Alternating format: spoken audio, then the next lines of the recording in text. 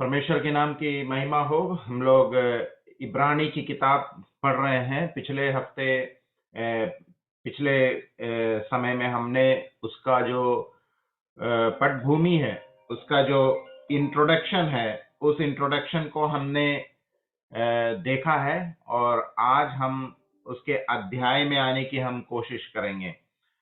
अभी हम जैसा जानते हैं कि इब्रानी की जो किताब है वो ज्यादा लंबा किताब नहीं है।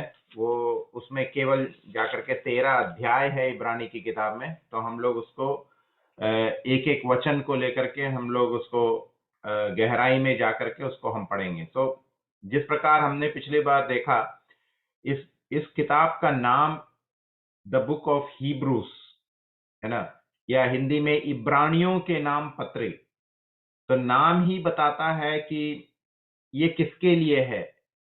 हिब्रू विश्वासी, यूनानी विश्वासी लोग जो थे, जिन्होंने अपने यहूदी विश्वास को त्याग करके प्रभु यीशु मसीह को अपने उद्धारकर्ता के रूप में ग्रहण किए थे, उन लोगों के लिए ये किताब लिखा हुआ है। लेकिन जब हम आज इस किताब को पढ़ते हैं तो हमारे लिए भी वह इतना ही महत्वपूर्ण है जितना उन लोगों के लिए महत्वपूर्ण था, क्योंकि हम भी अपने जीवन में इसको हम प्रायोगिक तौर पे उसको हम उपयोग कर सकते हैं। तो सबसे पहली बात जो पिछली बार हमने देखा, ये जो किताब है या ये जो पत्री है, उसका जो हेडिंग है, उसका जो शीर्ष है, उसमें साफ लिखा है इब्रानियों के नाम। इब्रानियों के नाम मतलब यहूदी लोगों के लिए ये किताब लिखी गई थी। अब कौन से यहूदी लोग? यहूदी विश्वास में मजबूत, अडिग और न्याय प्रमाण को जानने वाले, नियम को जानने वाले जो लोग थे, उन लोगों के लिए किताब लिखी हुई थी। इसका जो पटभूमि है, ये है, इसका जो बैकग्राउंड है कि यहूदी विश्वासी लोग जब प्रभु यीशु मसीह के सुसमाचार को उन लोगों ने सुना, वो प्रभु यीशु मसीह को अपने उद्धारकर्ता के रूप में ग्रहण किए। जब सच्चाई को जब वो समझ गए तो प्रभु यीशु मसीह को उन्होंने ग्रहण किया। और प्रभु यीशु मसीह को ग्रहण करने के कारण जब वो यहूदी मत को, यहूदी विश्वास को त्याग करके मसीही बन गए, और जब वो जल का बपतिस्मा भी लिए, संसार को बताया कि अब हम मसीह के अनुयायी हैं, तो उनके अपने लोगों ने उनके जिंदगी में काफी ताड़ना दी। उनके संपत्ति बर्बाद हो गया, उनको अपने परिवार से दखल अंदाज कर दिया, और वो सामूहिक तौर पे काफी परेशानी झेलने लगे।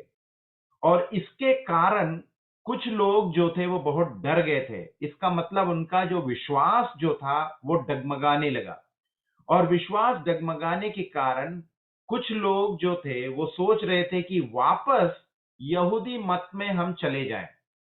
इसके अलावा कुछ लोग ये भी मान रहे थे कि ठीक है, मसीह के विश्वास को या मसीह का अनुयायी बनना अच्छी बात है, लेकिन उसके साथ थोड़ा यहूदी आचरण, यहूदी रीति रिवाज को भी हम अपनाएंगे। जैसे बलिदान करना, मंदिर में जाकर के वो लोग बलिदान, जो पुराने नियम में हम पढ़ते हैं, बलिदान करते थे।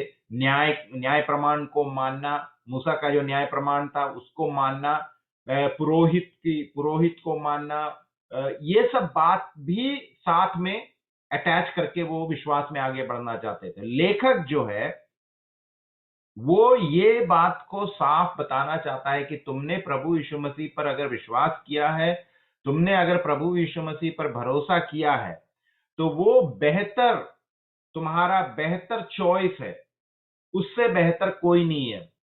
इसके अलावा लेखक का दूसरा उद्देश्य ये है कि हाँ, तुम्हारे जिंदगी में परेशानी आएंगे, ताड़ना आएंगे, तुम्हारे लोग तुम्हें नकारेंगे, लेकिन ये सब प्रभु के लिए अगर तुम कर रहे हो तो तुम्हारा जो इनाम है वो स्वर्ग में वो बहुत बड़ा इनाम है। इसलिए ये जो तुम विश्वास के लिए परेशानी को तुम झेल रहे हो, ये क्षणभंगुर है, ये कुछ दिनों के लिए है, क्योंकि परमेश्वर तुम्हारे साथ है। इसलिए तुम पीछे मत मुड़ना। तुमने पीछे अपनी पुरानी बातों को तुमने दफना दिया है। इसलिए अब तुम, पौलुस जिस प्रकार हमें याद दिलाता है कि हमारी पुरानी हमने दफना दिया, अब हम एक नए सृष्टि हैं। तो नए सृष्टि अगर हम बन गए हैं तो पुरानी बातों को हम याद नहीं रखेंगे, पुरानी बातों की ओर हम नहीं मुड़ेंगे। और ये जो विश्वासी लोगों के मन में ये जो डर है कि हम अगर वापस नहीं जाएंगे तो हमारा सामूहिक जीवन बर्बाद हो जाएगा, और जो ताड़ना हो रही है उसके कारण है। इसलिए वो चाहता है, ये लेखक जो है उन लोगों को प्रोत्साहित करना चाहता है कि तुम अपने विश्वास में अडिग रहो, अपने विश्वास में मजबूत रहो, इसलिए पीछे नहीं मुड़ना। तो ये बात को हमने पिछले हफ्ते देखा।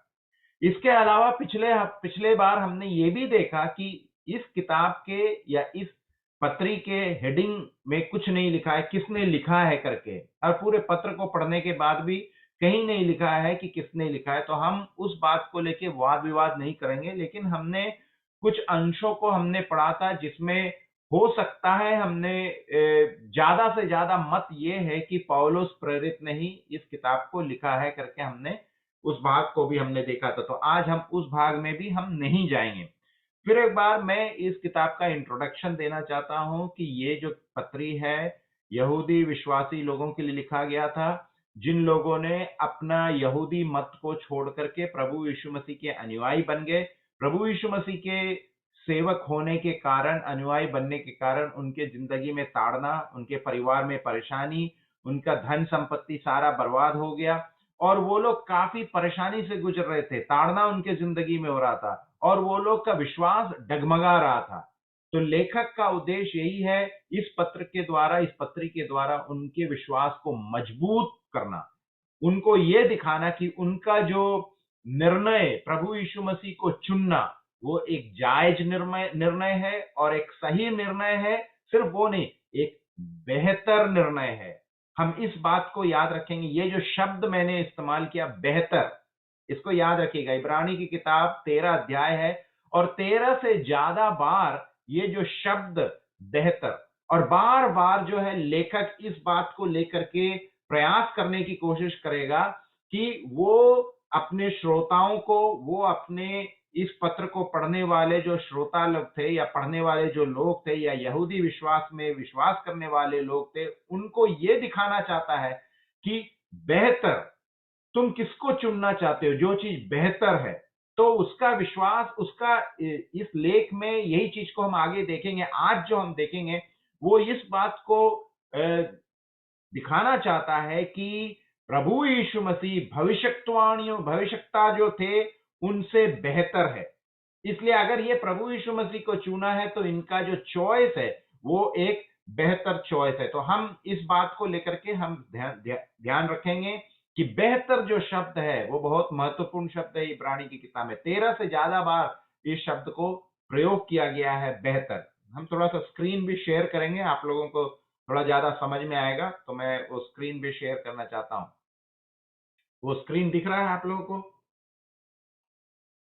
जो मैंने शेयर किया है स्क्रीन दिख रहा है क्या? जहां पे लिखा है the better choice Jesus Christ.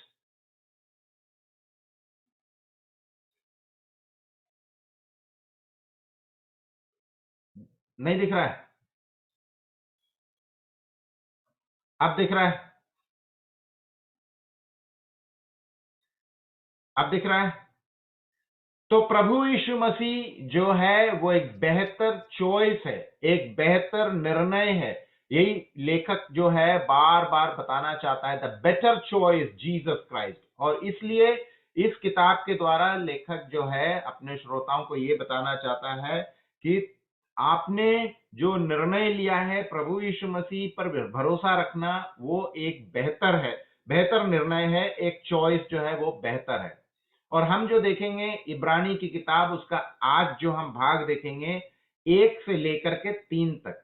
और इस जो भाग है इसमें लेखक जो है बार बार ये बोलेगा कि अपने विश्वास को अटिक रखो, होल्ड फास्ट। होल्ड फास्ट का मतलब क्या है? अपने विश्वास में मजबूत बने रहो। क्योंकि जैसे मैंने बताया, इन विश्वासी के जीवन में क्या हो रहा है, इनके जीवन में परेशानी हो रहा है, इनके जीवन में ताड़ना हो रहा है। क्यों? मसीह यीशु पर इन लोगों ने विश्वास किया। यहूदी रीति रिवाज को छोड़ करके वो मसीही विश्वास में आने के कारण इनके जिंदगी में जो परेशानियां हैं वो बहुत ज्यादा बढ़ गई है। ताड़ना इनके जीवन में बहुत ज्यादा बढ़ गया है। इसलिए लेखक इन लोगों को यह बताना चाहता है कि अपने विश्वास में मजबूत बने रहो, मत डगमगाओ। तुम्हारे जिंदगी में तूफान आएंगे, तुम्हारे जिंदगी में कष्ट आएंगे, तुम्हारे जिंदगी में ताड़ना आएंगे, क्योंकि तुमने प्रभु यीशु मसीह को ग्रहण किया। और प्रभु यीशु मसीह ने हमें ये बताया है कि तुम जब मेरे अनुयायी बनोगे तो दुनिया तुम्हारे खिलाफ जाएगा, क्योंकि प्रभु यीशु मसीह बताते हैं कि जब मैं दुनिया में था तो मेरे ही अपने ने मुझे नकार दिया। मैं जब दुनिया में जब आया तो दुनिया मुझे नकार दिया। मेरे जिंदगी में भी परेशानियां आए, इसलिए तुम जब मेरा अनुयायी बनोगे तो तुम्हारे भी जिंदगी में परेशानी आएंगे। लेकिन हमारा जो उद्देश्य है, ये दुनिया नहीं है हमारे लिए, ये दुनिया एक जगह नहीं है जहां हम रह सके। हमारा जो स्वर्ग स्थान जो है, हमारा जो घर जो है, वो ये नहीं है। तो लेखक ये बात को बताना चाहता है कि विश्वास में मजबूत बने रहो, अपना विश्वास को डगमगाने मत देना। तो लेखक यही बताना चाहता है, एनकरेज करना चाहता है, उत्साहित करना चाहता है, प्रोत्साहन देना चाहता है। इसलिए इब्रानी की किताब 13 अध्याय और 22 वाक्य में हम ये देखते हैं क्या लिखा है। इब्रानी की किताब उसका 13वां अध्याय और 22वां आयत में ऐसा लिखा हुआ है। मैं उसे हिंदी में भी पढ़ना चाहता हूं, इंग्लिश का तो मैंने लिख दिया है स्क्रीन में। But I urge you brethren, bear with this word of exhortation, for I have written to you briefly. Exhortation जो शब्द है वो एनकरेजमेंट है। एक्सोर्टेशन का मतलब क्या होता है? एनकरेजमेंट। मैं उसे हिंदी में पढ़ना चाहता हूं।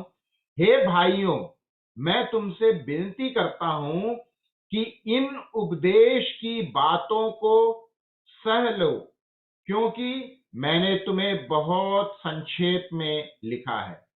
इन बातों को सह लो। बेयर दिस वर्ड, बेयर मतलब सहना, कि जो बात मैं बताने जा रहा हूं इसको सुनो, इसको सहो, इस पर चलो। तो एक एनकरेजमेंट, एक प्रोत्साहन की बात जो है वो लेखक इस पत्री में वो बताना चाहता है। क्योंकि ये जो वाक्य मैंने इब्रानी 13:22 में जो लिखा पढ़ा, ये लेखक बोल रहा है। लेखक बोलता है, हे भाइयों, आई अर्ज यू, वो प्रार्थना कर रहा है, वो विनती कर रहा है अपने श्रोताओं से कि मैं जो वचन तुम्हें बता रहा हूं, परमेश्वर का जो वचन बता रहा हूं, उसको उसको उस पर भरोसा रखो, उसको बेयर करो, उस पर उत्तेजित हो। मैं पूरी बात को तो नहीं लिख पाया, इसलिए बोलता है ब्रीफली, मैं संक्षेप में जो तुमको बताने चाह रहा हूं उस बात को समझ करके तुम उत्तेजित हो, क्योंकि परेशानी अगर तुम्हारी जिंदगी में है तो उसका एक उद्देश्य है। तो प्रॉब्लम क्या है यहां पे, समस्या क्या था? ये जो यहूदी यहूदी मसीही लोग जो थे, इनके बीच में एक बड़ा एक कंफ्यूजन हो गया कि मैं किसको चुनूं, यहूदी मत को चुनूं या मसीह को चुनूं। तो ये जो परेशानी था, ये इनके मन में एक शंका को क्रिएट किया था, यार मैं यहूदी मत को छोड़ के आया, मसीह बन गया तो परेशानी है। तो अब कुछ लोग जो थे, जो विश्वास में परिपक्व नहीं थे, मजबूत नहीं, मैच्योर नहीं थे, इसलिए हम बार बार इस बात पे हम आएंगे, आगे वाले अध्याय में आएंगे। परिपक्वता, आत्मिक तौर से परिपक्व रहना। नहीं तो क्या है कि वो मूर्ख जो अपना अपना जो मकान, वो क्या नाम है, रेत पे जो बनाया था, उसका फाउंडेशन, उसका जो नेव जो सही नहीं था, तो क्या हुआ, आंधी तूफान आया तो उसको गिरा दिया उस भवन को। तो हमारा नेव मजबूत होना चाहिए, हमारा फाउंडेशन अगर मजबूत है तो कितना भी आंधी आए, कितना भी तूफान आए, हम डगमगाएंगे नहीं, हमारा विश्वास हिलेगा नहीं। तो यही लेखक बताना चाहता है कि तुम्हारा विश्वास नहीं डगमगाना चाहिए। इसलिए यहाँ पे जो लेखक का उद्देश्य, ये समझ, हमें जब ये इस किताब को हम पढ़ेंगे तो हमें समझना चाहिए कि लेखक क्या बताना चाहता है, उसका अप्रोच क्या है। ये लेखक जो भी है, ये यहूदी मत में, यहूदी रीति रिवाज में बहुत ही परिपक्व है।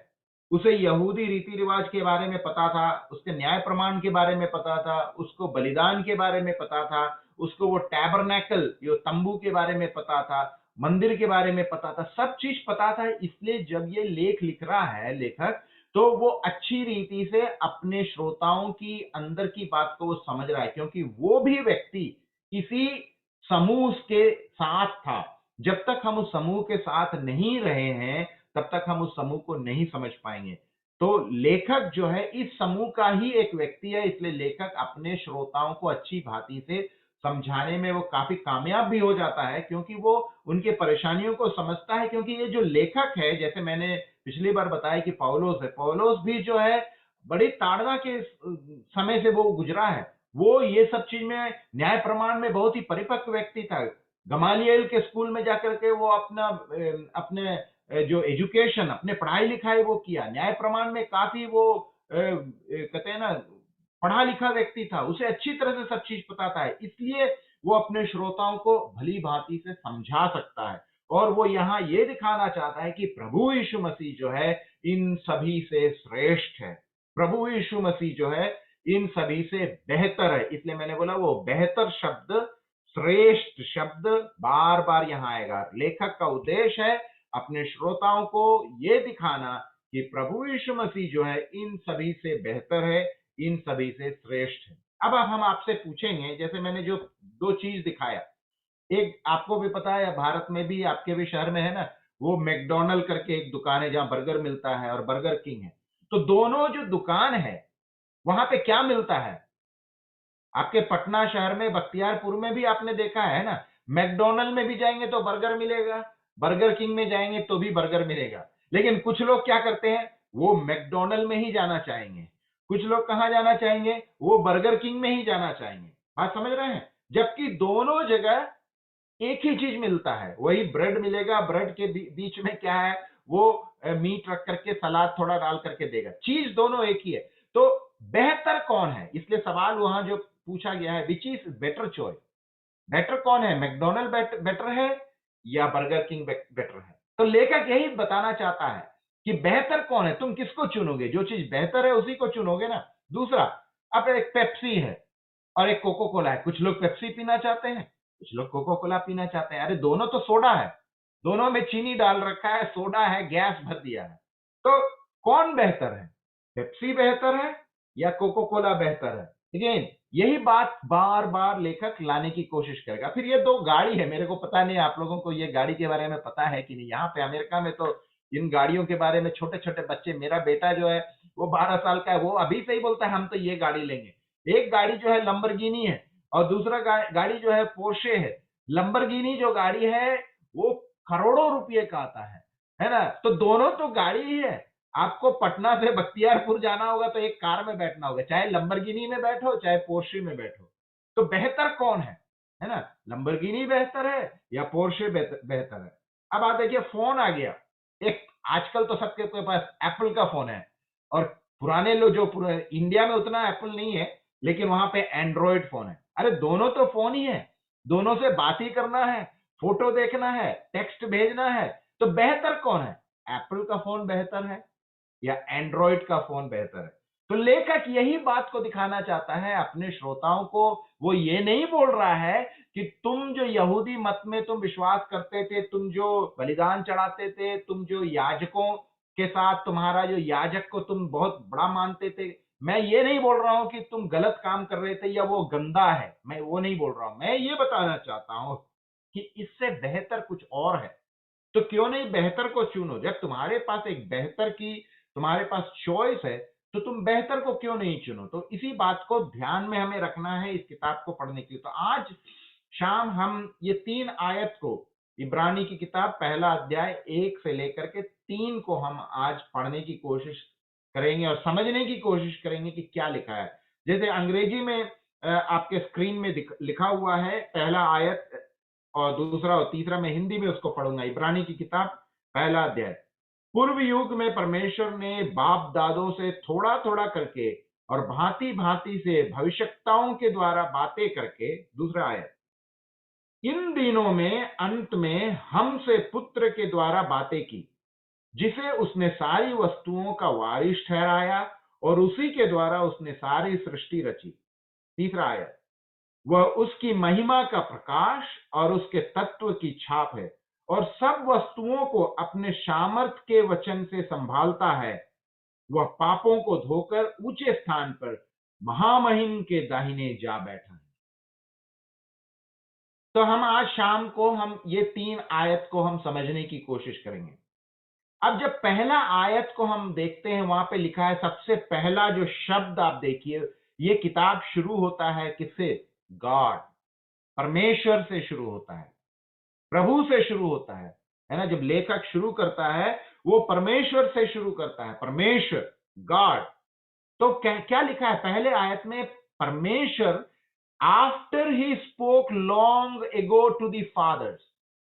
तो हमें इसे तोड़ तोड़ करके समझना है, क्या लेखक क्या बताना चाहता है। लेखक बोलता है पूर्व युग में। तो पूर्व युग का मतलब क्या है? आज जो वो अपने श्रोताओं को जब लिख रहा है, तो पूर्व मतलब वो काल बीत गया, तो वो पुराने नियम की बात कर रहा है। तो कहता है पुराने नियम में क्या होता था, क्योंकि ये विश्वासी लोग यहूदी मत में विश्वास करने वाले लोग, लेकिन ये पुराने नियम के विश्वासी नहीं है, ये नए नियम के विश्वासी लोग हैं। और इनको ये बताता है कि पुराने नियम में प्रभु यीशु मसीह के आने से पहले पूर्व युग में परमेश्वर ने बाप दादों से, तो ये बाप दादो कौन है? हमारे बाप दादो कौन है? विश्वास में मजबूत जो थे वो बाप दादा, जैसे मूसा, अब्राहम, दाविद, है ना, एलिया, ये सब हमारे बाप दादा हैं। तो लेखक ये बताना चाहता है कि पुराने नियम में, पूर्व समय में, पूर्व काल में, जब परमेश्वर का वचन, ये बाइबल जब हमारे पास नहीं था, और जब बाइबल लिखा नहीं गया था, उस समय परमेश्वर हमारे बाप दादों से, हमारे पूर्वजों से वो कैसे बातें करता था, वो बताया जा रहा है पहले आयत में। क्या लिखा है? परमेश्वर हमारे बाप दादों से कैसे बातें करता था? थोड़ा थोड़ा करके। अब आप समझिए थोड़ा थोड़ा का मतलब क्या है। इसका मतलब वचन पूर्ण रूप से नहीं था। आज वचन थोड़ा थोड़ा नहीं है, आज वचन कैसा है? पूर्ण है। यानी हमें पूर्ण मतलब क्या? हमें पूरा बाइबल मिल गया है। इसलिए प्रकाशित वाक्य में लिखा है कोई भी इसमें जोड़ेगा या कोई भी इसमें से घटाएगा वो श्रापित ठहराया जाएगा। तो वचन हमारे पास पूर्ण रूप से है, इसमें ना ही कुछ जोड़ा जाएगा ना ही कुछ काटा जाएगा। लेकिन जब पुराने नियम की जब बातें कर रहे थे, जब यह वचन नहीं था, तो थोड़ा थोड़ा करके परमेश्वर थोड़ा थोड़ा करके और भांति भांति से भविष्यताओं के द्वारा बातें करते थे। तो अब हम पूछना है, ये भविष्यता कौन है? इंग्लिश में लिखा है प्रॉफिट, यहां पे लिखा है ना प्रॉफिट। प्रॉफिट होता है भविष्यता। भविष्यता कौन है? आज क्या भविष्यता है? भविष्यवाणी की जरूरत है? नहीं है।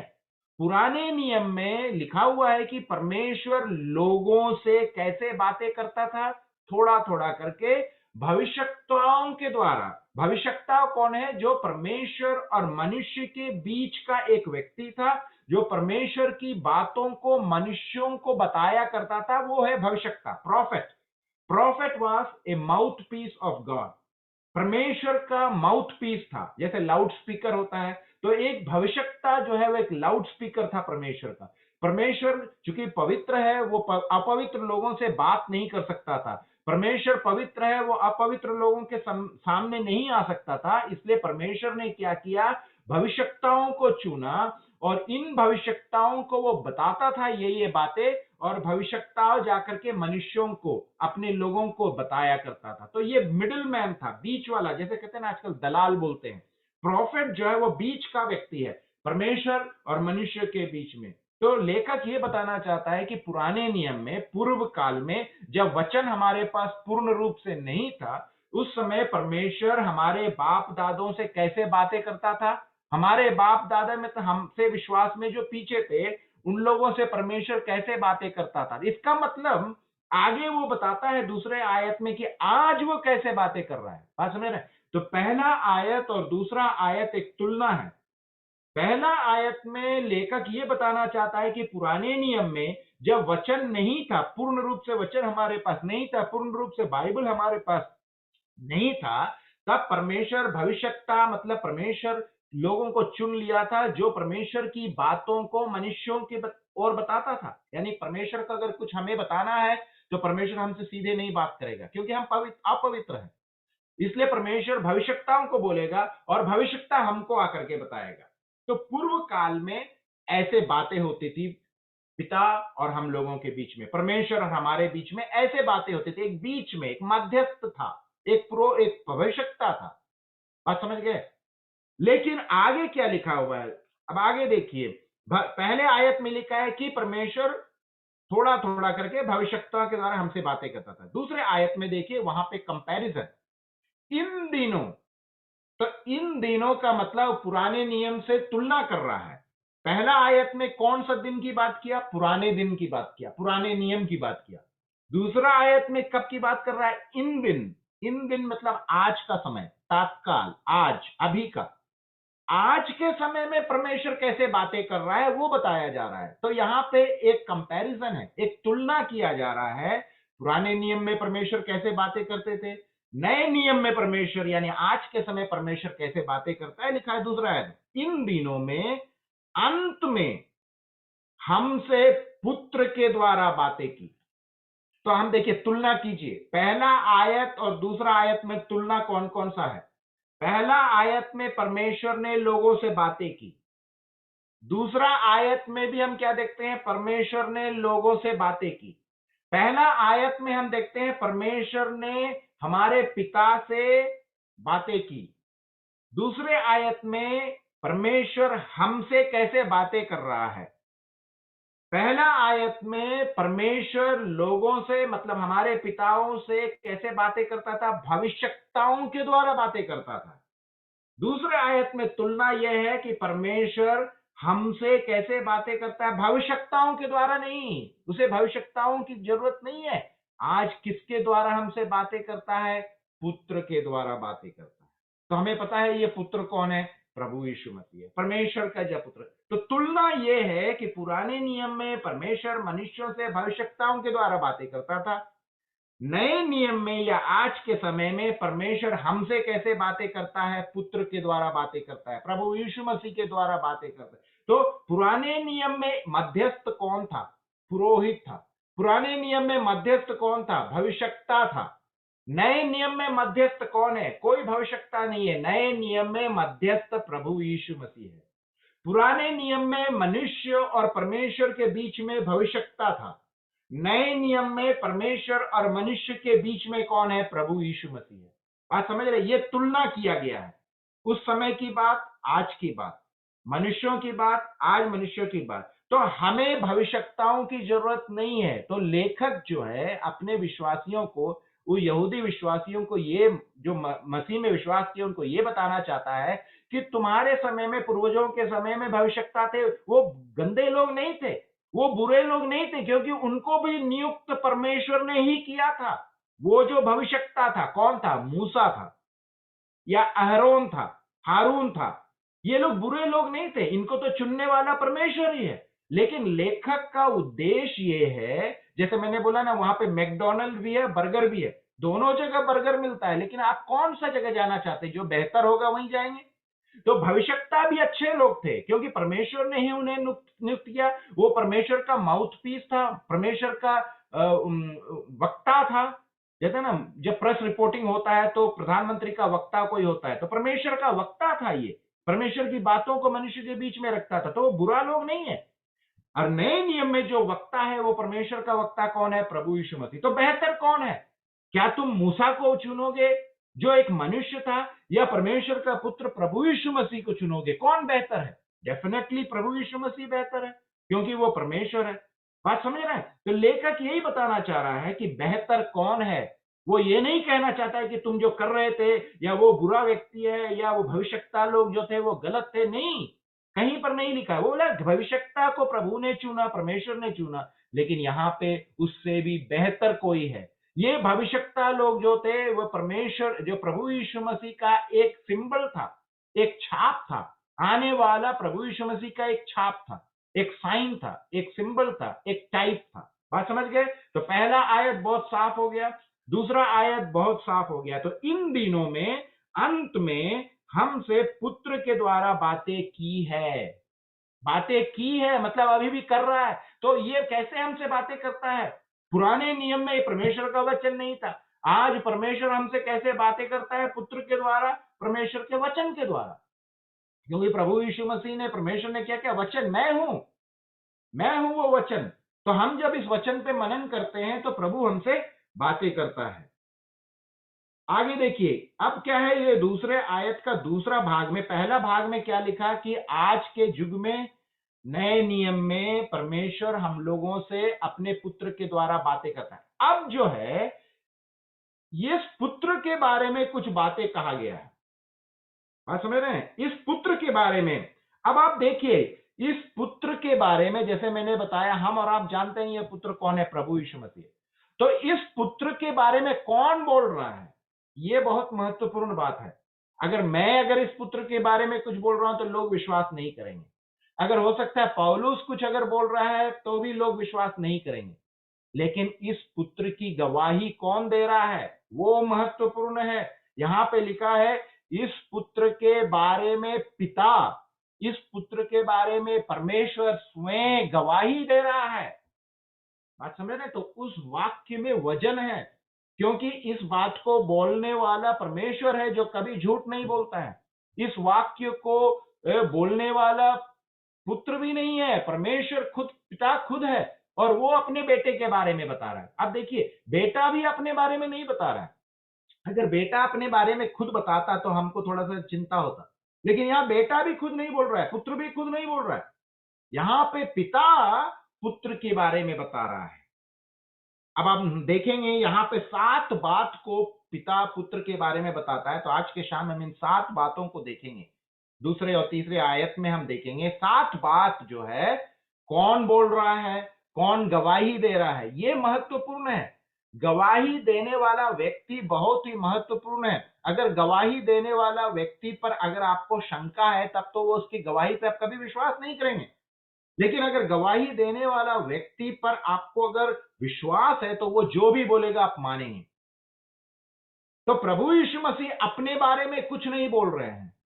प्रभु यीशु मसीह के बारे में प्रभु यीशु मसीह के पिता परमेश्वर खुद बोल रहे हैं कि मेरा बेटा कौन है और मेरा बेटा कैसा है।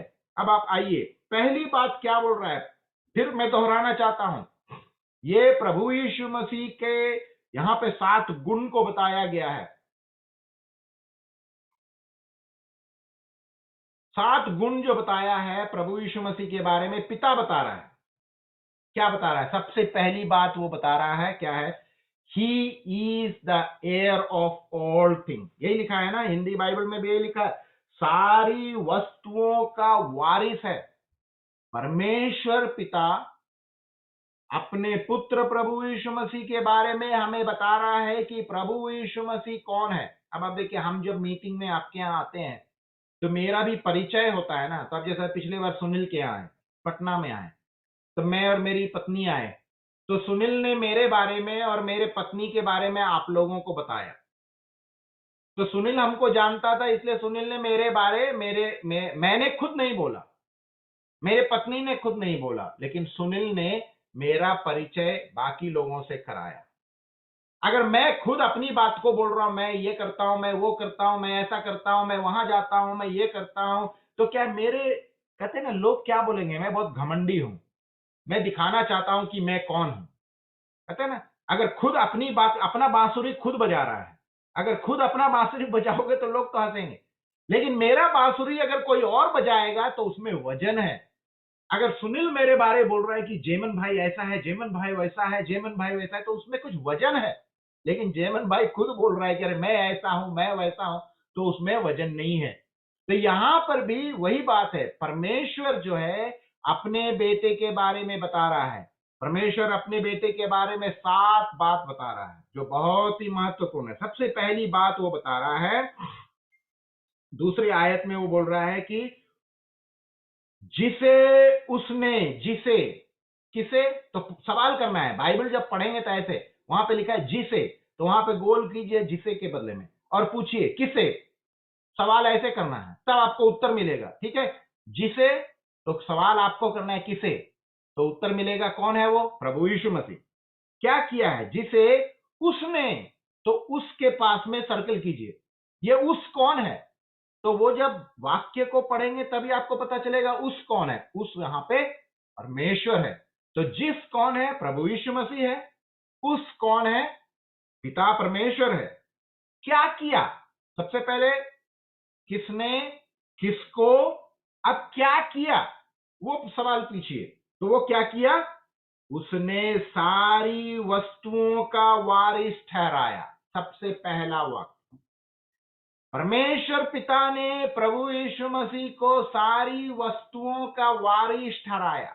तो आज आपसे अगर पूछा जाएगा कि प्रभु यीशु मसीह कौन है, प्रभु यीशु मसीह सारी वस्तुओं का वारिस है। किसने बोला? प्रभु यीशु मसीह ने नहीं बोला, उसका पिता परमेश्वर ने खुद बोला कि मैंने अपने पुत्र जो प्रभु यीशु मसीह है उसको सारी वस्तुओं का वारिस ठहराया है। तो ये एक गुण विशेषता है। तो हम 7 गुण विशेषताओं को देखने वाले हैं आज शाम। तो सबसे पहला गुण विशेषता क्या है? He is the heir of all things. अगर फिलिपियन की किताब, फिलिपियों की पत्री और उसका दूसरा अध्याय 9 से अगर 11 तक अगर पढ़ेंगे तो वहां पे हम देखते हैं, मैं उसे पढ़ना चाहता हूं हिंदी में, अगर किसी और को मिल जाता है तो मेरे पहले पढ़िए उसको। फिलिपियों की पत्री दूसरा अध्याय उसका 9 से 11। क्या मिल गया तो पढ़ो। इस कारण परमेश्वर ने उसको अति महान भी किया। धीरे धीरे धीरे धीरे। किस, देखिए यहां पे लिखा है इस कारण, ठीक है, किसने? परमेश्वर ने। परमेश्वर ने, ठीक है, हाँ, उसको अति महान भी किया। तो उसको, ये उसको कौन है? प्रभु यीशु मसीह को क्या किया? अति महान भी किया। अति महान भी किया। खुद प्रभु यीशु मसीह महान हो गया?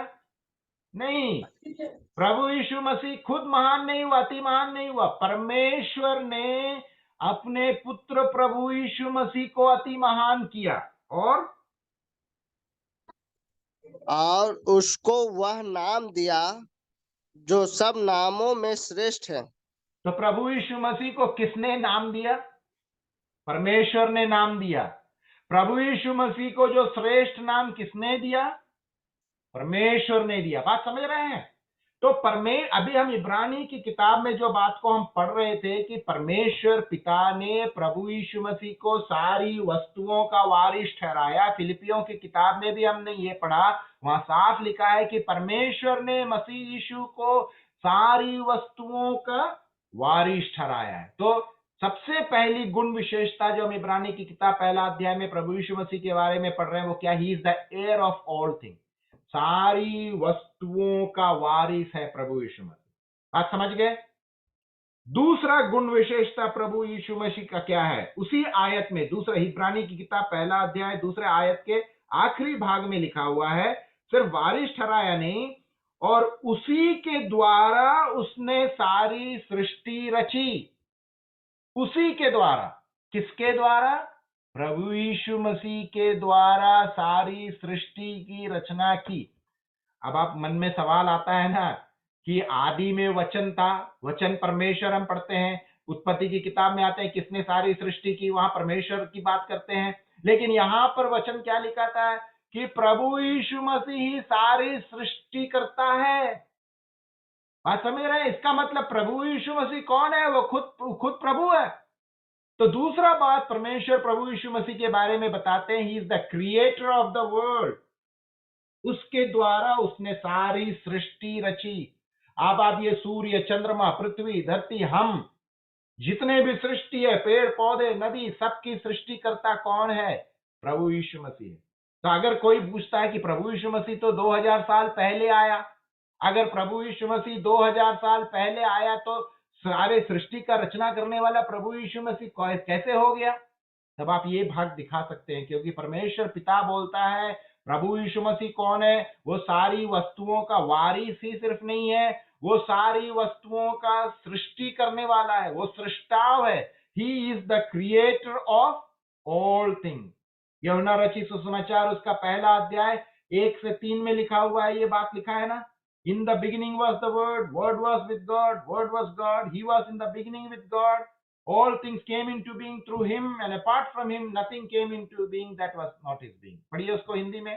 वहां पर भी यही प्रभु यीशु मसीह के बारे में पिता लिखते हैं। आदि में वचन था, हाँ, और वचन परमेश्वर के साथ था, हाँ, और वचन परमेश्वर था।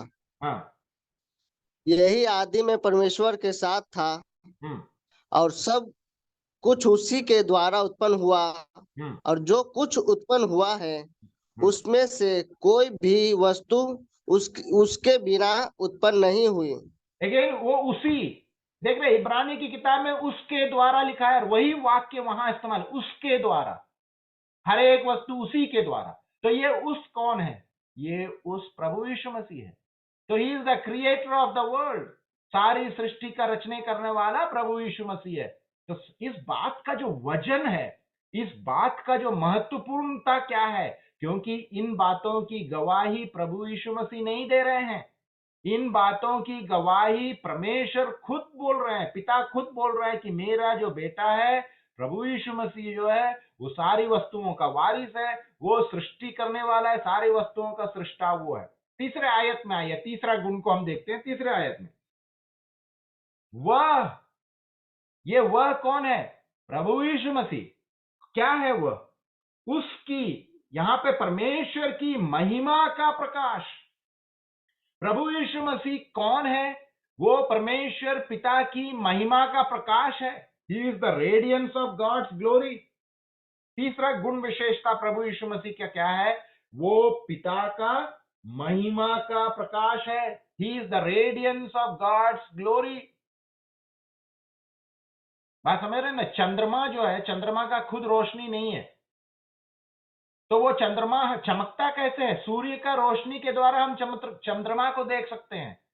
उसी प्रकार हम परमेश्वर पिता को नहीं देख सकते हैं, लेकिन हम कैसे देख सकते हैं? पुत्र के द्वारा हम परमेश्वर पिता को देख सकते हैं। He is the radiance of God's glory. उसके लिए आप पढ़िए यहां पे इसका, पतरस की किताब 1 अध्याय 16 से 19 वहां लिखा हुआ है। प्रभु यीशु मसीह जो है परमेश्वर पिता का रेडियंस है, उसका चमकता हुआ सितार है। वो हम जब देखते हैं प्रभु यीशु मसीह को, अगर हम देख सकते हैं तो हम परमेश्वर को देख सकते हैं। यानी प्रभु यीशु मसीह ही हमें परमेश्वर को दिखाता है, वो उसकी महिमा का प्रकाश है। किसी को मिला पतरस की किताब 1 अध्याय 16 से 19?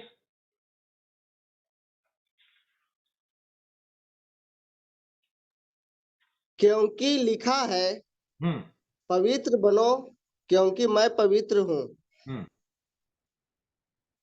आगे, और जबकि तुम है पिता कहकर उससे प्रार्थना करते हो, जो बिना पक्षपात हर एक के काम के अनुसार न्याय करता है, तो अपने परदेशी होने का समय भय से बिताओ, क्योंकि तुम जानते हो कि तुम्हारा निकम्मा चाल चलन जो बाप दादों से चला आता है, उससे तुम्हारा छुटकारा चांदी सोने अर्थात नाशवान वस्तुएं के द्वारा नहीं हुआ, पर निर्दोष और निष्कलंक मेमने और मसीह के बहुमूल्य लहू के द्वारा हुआ।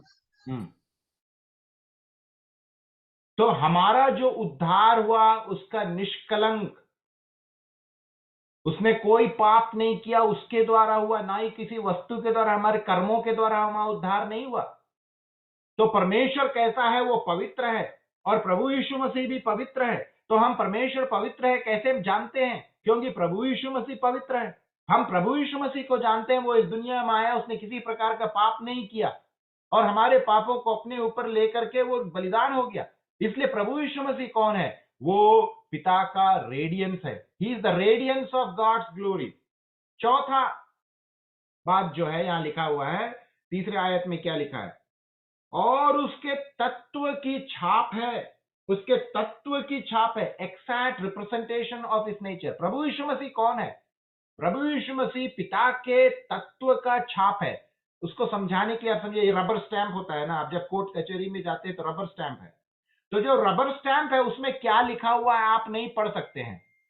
आप पढ़ सकते हैं, उसको नहीं पढ़ सकते हैं, लेकिन उसको जब स्याही में डाल करके जब पेपर में उसको छाप मारते हैं तब आप उसको अच्छी तरह समझ सकते हैं। तो परमेश्वर भी जो है वैसा ही है। प्रभु यीशु मसीह जो है वो छाप है, उस परमेश्वर पिता का वो छाप है। जब उसको आप पेपर में स्टैंप करते हैं तो आपको अच्छी तरह से वो दिख जाता है। He is the exact representation of his nature. अगर आप प्रभु यीशु मसीह को जान लिए हैं तो परमेश्वर को जान लिए हैं, क्योंकि परमेश्वर जो है प्रभु यीशु मसीह जो है वो परमेश्वर का छाप है। अगर आप प्रभु यीशु मसीह को जानते हैं तो परमेश्वर को जानते हैं। परमेश्वर कैसा है? अगर आप प्रभु यीशु मसीह को जैसे जानते हैं, वो निष्कलंक है, उसमें कोई पाप नहीं है, वो पाप रहित है, परमेश्वर भी ऐसा ही है। He is the exact representation of his nature. समय आगे बढ़ रहा है इसलिए मैं जल्दी जल्दी जानना चाहता हूं। उसके बाद ये चौथा हो गया। पांचवा गुण विशेषता क्या है? इसी आयत में लिखा है, और सब वस्तुओं को अपनी सामर्थ के वचन से संभालता है। ही अपहोल्ड्स ऑल थिंग। अपने सामर्थ की वस्तुओं से, मैंने इस दुनिया में जो भी चीज है, देखते हैं सुबह सूर्य उगता है, शाम में सूर्य उदय हो जाता है, अस्त हो जाता है, चंद्रमा फिर देखते हैं, नक्षत्र देखते हैं, हम सुबह उठते हैं, हम शाम में जाके सो जाते हैं, वृक्ष लोग हैं, पेड़ पौधे हैं, जानवर है, ये हर चीज कैसे चल रहा है? ऋतु का समय है, फल का समय है, कभी बारिश होता है, कभी बरसात, कभी देख रहे हैं ये कैसे हो रहा है? अपने वचन के द्वारा सब चीज को वो संभाले रखा है। जब उसने क्या किया, जब पतरस वो पानी के लहर के ऊपर चल रहा था, जब वह तूफान आया तो उसने क्या किया? अपनी वचन से एक शब्द बोला। इसके अलावा जब मूसा लोगों के साथ वो लाल समुद्र से गुजर रहा था, वहां पर भी क्या परमेश्वर ने बोला और लाल समुद्र दो भाग में बट गया अपने वचन के द्वारा। ये सारी पृथ्वी ब्रह्मांड उसके वचन के द्वारा स्थिर है, सिर्फ उसके बाद से। इसलिए आप सोचिए, कालवरी क्रूस पर जब प्रभु यीशु मसीह का जब जान गया, वो अपने वचन से चाहता तो हमारा उद्धार कर सकता, वो अपने वचन से चाहता तो जो लोग उसे ताड़ना दे रहे थे उसकी खत्म कर सकता था, लेकिन उसने ऐसा नहीं किया। लेकिन हम जानते हैं इस ब्रह्मांड को, सारी वस्तुओं को एक साथ बांधे रखने वाला एक ही व्यक्ति है, और वो है प्रभु यीशु मसीह। सब वस्तुओं को अपनी सामर्थ के वचन से संभालता है। छठवां उद्देश्य, छठवां गुण क्या है? यहां पे लिखा है, सब वस्तुओं को अपनी सामर्थ के वचन से संभालता है। वह पापों को धोकर he has made purification for since. वह पापों को धोता है। तो परमेश्वर प्रभु यीशु मसीह क्या करता है? पापों को धोता है। तो इस दुनिया में पाप को धोने वाला और कौन है? सिर्फ एक ही व्यक्ति है। और यह बात को कौन बोल रहा है? आप इस बात को ध्यान दीजिए, कौन बोल रहा है? परमेश्वर बोल रहा है। परमेश्वर बोल रहा है कि इस दुनिया के मनुष्यों के पापों को धोने वाला एक ही व्यक्ति है, और वो है प्रभु यीशु मसीह। और इसलिए 2000 पूर्व प्रभु यीशु मसीह इस दुनिया में कालवरी क्रूस पर हमारे लिए जान दे दिया, क्योंकि वो पापों को धोने वाला एक ही व्यक्ति है। जानवरों के बलिदान से हम जानते हैं पुराने नियम में लहू लुहान होते थे, लेकिन क्या पापों का प्रायश्चित हुआ? नहीं हुआ। और आप सोचिए, यही बात जो है लेखक अपने लोगों को बताना चाहता है, क्योंकि इन लोग क्या कर रहे थे? बार बार बलिदान कर रहे थे। इन लोगों को लेखक बताना चाहता है, देखो परमेश्वर बोल रहा है कि इस बलिदान से तुम्हारे पाप क्षमा नहीं होंगे। तुम्हारा पाप किससे क्षमा होगा? प्रभु यीशु मसीह के द्वारा, उसके लहू के द्वारा पाप क्षमा होंगे। इन लोगों से ये लेखक बातें कर रहा है जो बलिदान पर, जानवरों का बलिदान पे ज्यादा महत्व दे रहा था। तो लेखक बोलना चाहता है, तुम जानवरों के बलिदान से क्यों बेहतर है प्रभु यीशु मसीह का बलिदान? जानवरों के लहू से बेहतर है प्रभु यीशु मसीह का लहू। तो तुम किस लहू पर विश्वास करना चाहते हो? जानवरों के बलिदान पे, या परमेश्वर जो बोलता है मेरा पुत्र प्रभु यीशु मसीह ने ही पापों का क्षमा किया, उस पर विश्वास करना चाहते हो? उस लहू पर विश्वास करना चाहते हो? उस बलिदान पर विश्वास करना चाहते हो जो 2000 साल पूर्व प्रभु यीशु मसीह ने कालवरी क्रूस पर दिया? परमेश्वर की गवाही है कि पापों को धोने वाला एक ही व्यक्ति है, और वो है प्रभु यीशु मसीह। और आखिरी सातवां बात जो हम देखना चाहते हैं, उसके बाद क्या लिखा है तीसरे आयत में? वो अपनी सामर्थ से वचन को संभालता है, वो पापों को धोकर ऊंचे स्थान पर महामहिम के दाहिने जा बैठा है। आज प्रभु यीशु मसीह कहां है? 2000 साल पहले वो दुनिया में आया, लेकिन आज वो कहां है? वो बाप के दाहिने, वो पिता के दाहिने विराजमान है। He sat down at the right hand of the majesty। सातवां गुण विशेषता प्रभु यीशु मसीह के बारे में क्या है? ऊंचे स्थानों पर वो विराजमान है, महामहिम के दाहिने वो विराजमान है। तो प्रभु यीशु मसीह आज कहां है? प्रभु यीशु मसीह जो है आज पिता के दाहिने बैठा हुआ है। क्या कर रहा है? खड़ा नहीं है। क्या लिखा हुआ है वहां पे? पढ़िए उसको, देखिए वहां पे बाप के दाहिने बैठा है। अब ये सब कोई वहां, आप लोग कुर्सी पर बैठे हुए हैं। क्यों बैठे हुए हैं? आई थोड़ी देर पहले क्या थे? आप लोग दौड़ रहे थे, फील्ड में थे, बैठे नहीं थे ना, आपका काम खत्म नहीं हुआ था। अभी आप लोगों का काम खत्म हो गया इसलिए सब कोई बैठे।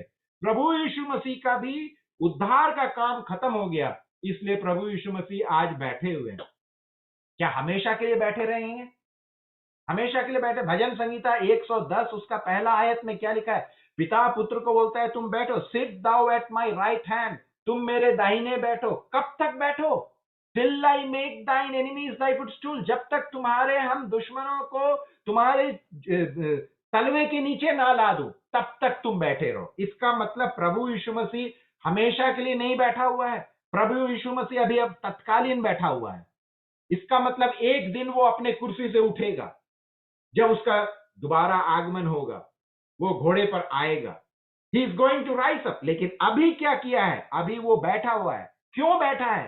क्योंकि पिता ने बोला है तुम बैठो। और वो कहां बैठा है? पिता के दाहिने बैठा है। क्या वो खुद बैठ गया? नहीं। भजन संहिता 110 उसका पहला आयत में लिखा है, पिता बोलता है, प्रभु को बोलता है, प्रभु यीशु मसीह को, बेटे को बोलता है तुम बैठो। तो इज्जत किसने दिया? कभी कभी हम लोग जब मीटिंग में जाते हैं तो हम लोग पीछे बैठ जाते हैं। जब हम पीछे बैठ जाते हैं तो जो आयोजक होते हैं, आयोजक करने वाले बोलते हैं नहीं नहीं ब्रदर आप आगे बैठिए। लेकिन आप बिन बुलाए आगे जाकर के बैठ जाएंगे तो जो आयोजक है वो बोलेगा भाई आप आगे क्यों बैठ गए? आगे का पंक्ति आपके लिए नहीं है, उठा करके पीछे बैठा देगा। तो कितना बेइज्जती का बात हो गया, है ना? तो प्रभु यीशु मसीह खुद नहीं बैठा है वहां पे। प्रभु यीशु मसीह इस दुनिया में हमारे पापों के लिए मारा गया, गाड़ा गया। जब वो जीवित हो गया तो पिता ने, क्योंकि प्रभु यीशु मसीह ने पिता की आज्ञा को पालन किया, वो उसके बाद पिता बोलता है कि बेटा तुम मेरे दाहिने बैठो। पिता ने बैठाया है वहां पे, लेकिन वो हमेशा के लिए नहीं बैठे। बात समझ रहे हैं? तो ये गुण विशेषता, प्रभु यीशु मसीह के 7 गुण विशेषता को हमने देखा। अब लेखक जो है इन लोगों को बताना चाहता है। क्यों? सबसे पहले वो शुरू कैसे किया? क्योंकि लेखक का उद्देश्य क्या है? बेहतर साबित करना कि प्रभु यीशु मसीह सब चीज से बेहतर है। किससे बेहतर है? बलिदान से बेहतर है, मूसा से बेहतर है, स्वर्गदूतों से बेहतर है, अब्राहम से बेहतर है, इसहाक से बेहतर है। तो अगर लेखक को प्रभु यीशु मसीह इन सभी से बेहतर है बताना होगा तो वो कैसे प्रूव करेगा? इसलिए लेखक ने क्या किया? पिता ने क्या क्या बातें अपने पुत्र के बारे में बताया। अब जब पिता ही खुद ये बातें पुत्र के बारे में, इन लोग तो परमेश्वर पर विश्वास करते हैं। इनका विषय क्या है? परमेश्वर नहीं। परमेश्वर पर ये भरोसा करते हैं, प्रभु यीशु मसीह पर इनका विश्वास कमजोर है कि पुत्र कैसे परमेश्वर हो सकता है। इसलिए लेखक जो है पुत्र की बातों को सबसे पहले इन लोगों के आंखों के सामने ला दिया। और लेखक ये बताना चाह रहा है, देखो मैं नहीं बोल रहा हूं, पुत्र ने नहीं बोला है, ये पिता जिसको तुम मानते हो परमेश्वर, तुम बोलते हो ना अब्राहम का पिता, अब्राहम का पिता जो स्वर्ग में है परमेश्वर, वो पिता जो मूसा का पिता है, अब्राहम का पिता है, इसहाक का पिता है, वो पिता प्रभु यीशु मसीह के बारे में ये 7 बातों को बताया। तो ये गुण विशेषता प्रभु यीशु मसीह कौन है, ये बात को लेखक बताया। अब क्या करेगा लेखक? आगे चल के एक एक करके गुण विशेषता। अब ये साबित कर दिया कि प्रभु यीशु मसीह के बारे में किसने बोला? पिता ने बोला। तुम परमेश्वर पे भरोसा करते हो, वही परमेश्वर प्रभु यीशु मसीह के बारे में बता रहा है कि ये कौन है। अब लेखक क्या करेगा? तुलना करेगा इन लोगों के साथ में और बताएगा कि ये बेहतर है, प्रभु यीशु मसीह बेहतर है। इसलिए तुमने जो निर्णय लिया है प्रभु यीशु मसीह पर भरोसा करना, वो एक बेहतर निर्णय है। इसलिए विश्वास में मजबूत रहो। मुश्किल आ रहे हैं, परेशानी आ रहे हैं, अपने विश्वास में मत डगमगाओ। यही है उद्देश्य लेखक का। प्रभु आप सबों को आशीष दे। आने वाले दिन में हम चौथे आयत से आगे बढ़ेंगे। मैं विश्वास रखता हूं कि ये बात सब कोई को समझ में आया है। प्रभु के नाम की महिमा हो।